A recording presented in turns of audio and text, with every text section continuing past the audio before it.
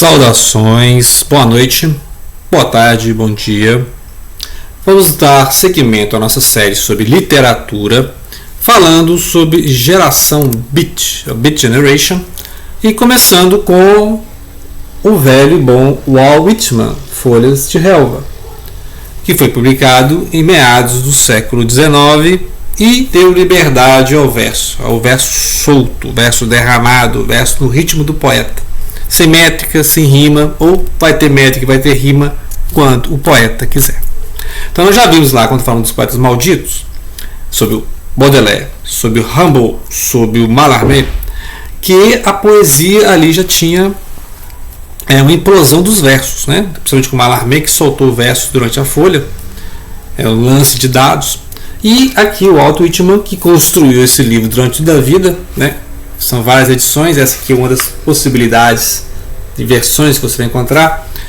Existem várias traduções, né? Então tem o primeiro livro original, depois a última edição. Então o Walt Whitman trabalhou muito essa questão da reescrita, né? De ampliar o universo da escrita.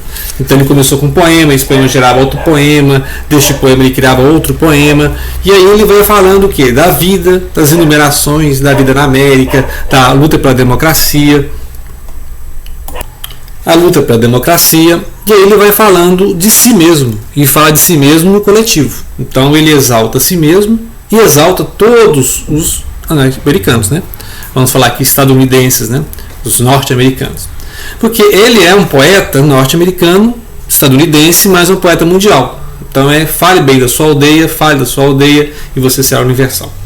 Então é a ideia da canção de mim mesmo, né? A ideia da canção, ele canta a ele mesmo, mas ele canta o cidadão comum. Ele é o Messias do homem comum. Então o Walt Whitman, ao colocar a vida de cada pessoa, né, e a importância de cada pessoa, e a voz da democracia, o poeta da democracia, era como se fosse o Messias, o Messias comum do cotidiano, um profeta americano, né? Então vários poetas, inclusive na mesma época tinha o pensamento libertário, por exemplo, do Thoreau, David Thoreau, e eles se encontraram em certa ocasião, eles trocaram livros, né? Então ele tinha esse contato com esse pensamento libertário, esse pensamento democrático, e o Walt Whitman veio falando de si mesmo e falando da América. Então ele vai, e inclusive ele estava ali no olho do furacão, porque nesta época, ali nos anos 60, dos anos do 1860, naquela época, teve a famosa Guerra de Secessão, que é a guerra civil entre o norte e o sul norte-americano, devido à questão dos escravos, etc., né? A indústria, a lavoura. E o Walt Whitman foi enfermeiro durante esse conflito, né, que durou uns 5 ou 6 anos. E ele narra, né, as questões de violência, a questão do extremo que o ser humano chega pela maldade, pela bondade. Né? E essa poesia dele está carregada disso. Então ele faz uma poesia enumerativa, evocativa, sinestésica, política, coletiva, histórica, tudo junto. Então, nós são os trechos que ele fala aqui, ó. No trecho 21 do Song of Myself, Canção de Mim Mesmo.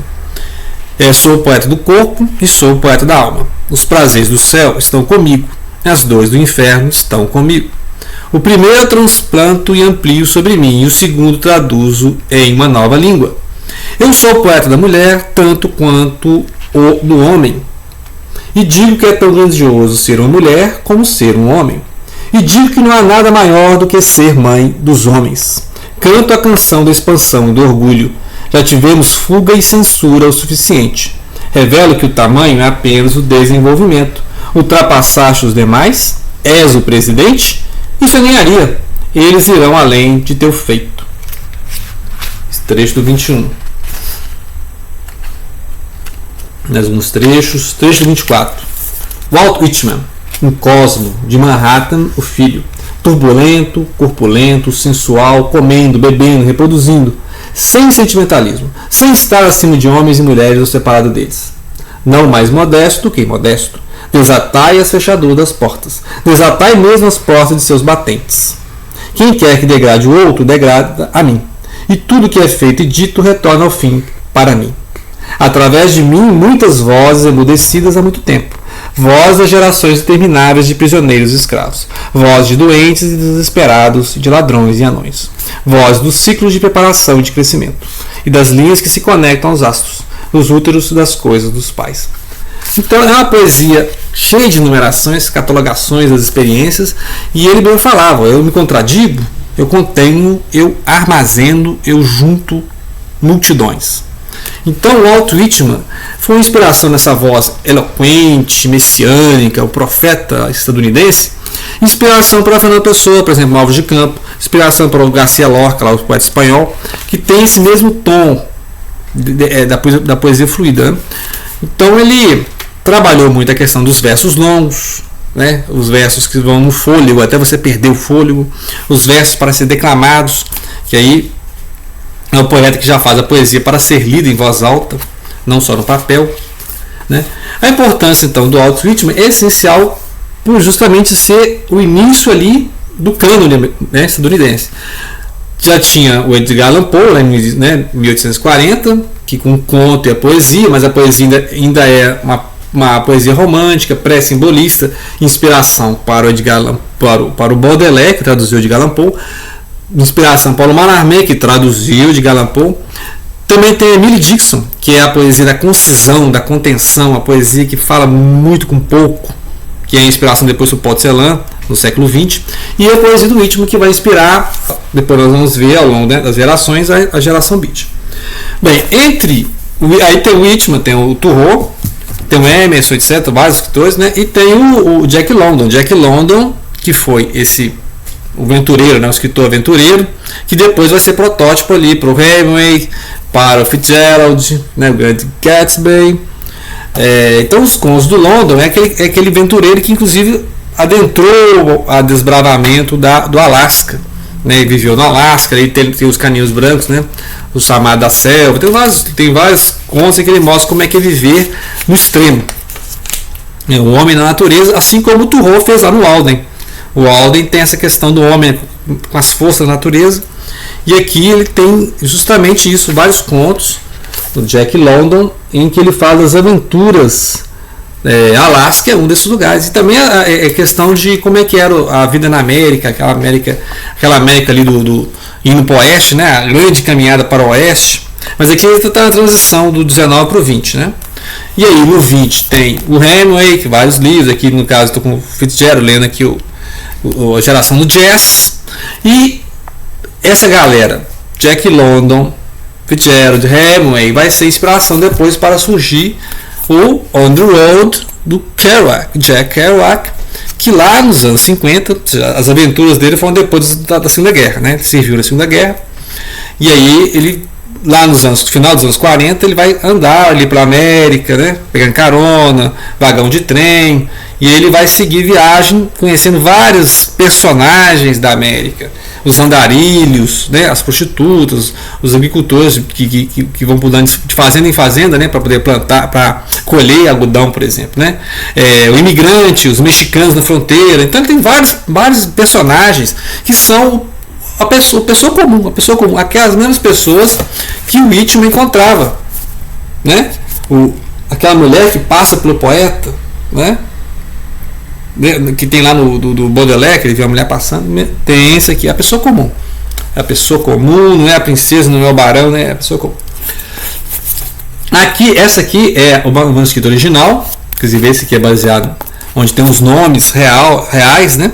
Porque depois na publicação do On the Road ele vai trocar os nomes, né? Então aqui é um rolo, né? Para, vamos dizer assim, implantar o automatismo da escrita, que a gente já viu no surrealismo. Ele falou assim: não vou ficar trocando as folhas da máquina, vou botar um rolo e eu vou batendo, né? Tanto é que aqui essa aqui é a transcrição e tem muitas coisas repetindo, as coisas são cortadas. A edição que o Peninha traduziu no Brasil ficou conhecido nos anos 80, né? É um pedaço aqui.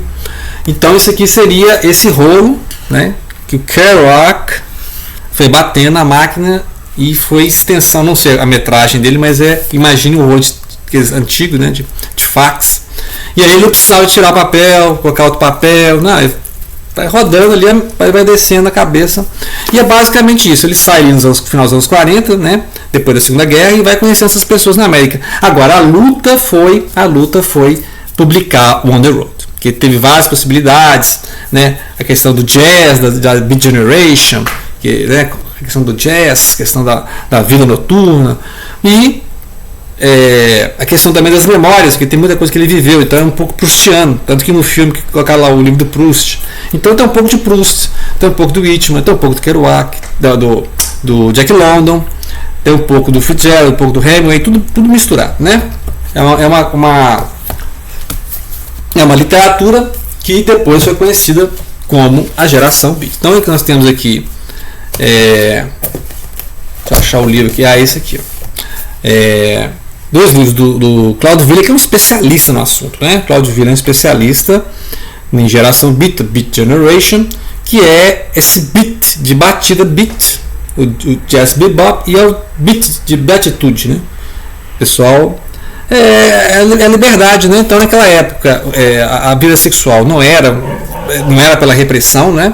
Era pela liberdade. Então a vida sexual era pela liberdade, né? Existia ali o consumo de drogas, mas a droga também era pela liberdade, né? A droga para a iluminação, as portas da percepção, né? Os The Doors of Perception. Então as portas da percepção se abrirão para o visionário, para o poeta visionário. Então esses são os rebeldes, e nesse mecanismo, né? Nessa junção, esse zeitgeist, essas pessoas se encontraram. E aqui nós temos o Ginsberg, tem Kerouac, tem o Gary Snyder, tem o Ferlinghetti, tem vários personagens. Assim, vou mostrar um livro ali que mostra vários nomes, né? E aí o Ville faz o apanhado dessa geração, que infância esses personagens, aqui mais uma leitura. E são livros que, depois aqui tem um compilado da poesia Beat, do Sérgio Kohn, né? O Sérgio Kohn fez uma Azouga Editorial, fez um apanhado, e aqui tem os nomes da galera aqui, ó. Allen Ginsberg, Jack Kerouac, Gregory Corso, Kenneth Rexroth, Lawrence Ferlinghetti, Gary Snyder, Michael McClure, Charles Wilson, Robert Crilly, Jeremy Rothenberg, Diana de Prima, Charles Bukowski. Então essa é a seleção que ele fez aqui mas tem outros nomes, né? Tem outros nomes e outras obras, né? Tem então Ferlinghetti, que é quem foi publicar o Ivo, que é um poema imenso do Allen Ginsberg, que a gente vai ver no próximo vídeo. A gente vai deter nos textos, né? E aqui o Allen Ginsberg da Queda da América. Queda da América também é outra obra fantástica, que é a continuação lá do Ivo, né? Que tem o Ivo e outros poemas, e aqui a Queda da América, que é o que? O poeta andando pelas ruas da América, no caso aqui, States, né? United States of America, que eles, né? Uma literatura norte-americana. E essa geração, ela explodiu mesmo, ela virou essa geração beat mesmo, com aquela famosa leitura, né? Em 55, a leitura do Ivo, né? Tava lá o Ginsberg e resolveram ler o Ivo, né? Eu vi as melhores mentes, né? Eu vi The Soul, the Best Mind of My Generation, Destroyed My Madness, Starving, Hysterical, Mystical, Naked, né? Eu vi as melhores mentes da minha geração destruídas pela loucura, famintos, histéricos, místicos, nus, né? Então, e ele conseguiu publicar o livro, claro, sofreu censura, sofreu processo, né? A gente viu lá, né? Madame Bovary sofreu processo, Flores do Mal sofreu processo, o livro do Ginsberg sofreu processo. Então, toda a literatura que surge assim, que incomoda, né, choca o burguês, vai sofrer processo, né? Então, aqui essa coletânea vem até o Bukowski, que muitos não consideram a geração beat, né? Ele mesmo não se considerava, mas que tem a mesma pegada, né? Ou seja, o mesmo zeitgeist ali. É uma geração assim que, se eles tivessem combinado, não tinha dado certo, né? Mas elas nasceram na mesma época e atravessaram a América, né? Saindo da costa leste, foram lá para a Califórnia, né?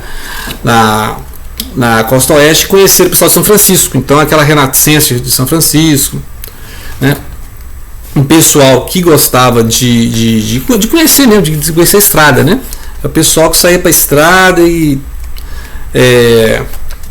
então teve a leitura na Six Gallery, foi em 7 de outubro de 1955. Então podemos dizer que de 47 a 55 você teve aquela turma ali dos vagabundos iluminados no underground. Mas quando foi publicado On the Road e em seguida foi publicado o Ivo, né, The Hall do Ginsberg, aí sim nós teremos de falar, né, que é o caso da Renascença de São Francisco. Aí seria assim essa explosão da Beat Generation, né? Então no próximo vídeo nós vamos ver alguns textos, alguns trechos de como é que seria, e depois vamos ver lá aqui o Piva, que trouxe o surrealismo junto com o Beat. E no Beat, né, na geração Beat, tinha o Lamartine, né, por exemplo, que já tinha ali o surrealismo, e as questões do misticismo, tanto que alguns poetas, né, da geração passaram a algum tipo de envolvimento com questões místicas. Por exemplo, o Gary Snyder com o budismo, o Ginsberg gostava muito de ler William Blake, o poeta visionário, tinha visões de William Blake, ouvia, né, os poemas de William Blake, e a questão a religião judaica da família dele, né, origem judaica, e alguma coisa também do oriental, que aí depois lá nos anos 60 teve os hips, que aí aqui lá, né, os Beatles tiveram seus gurus, né. Então vamos ver isso nos próximos vídeos. Obrigado e compartilhe.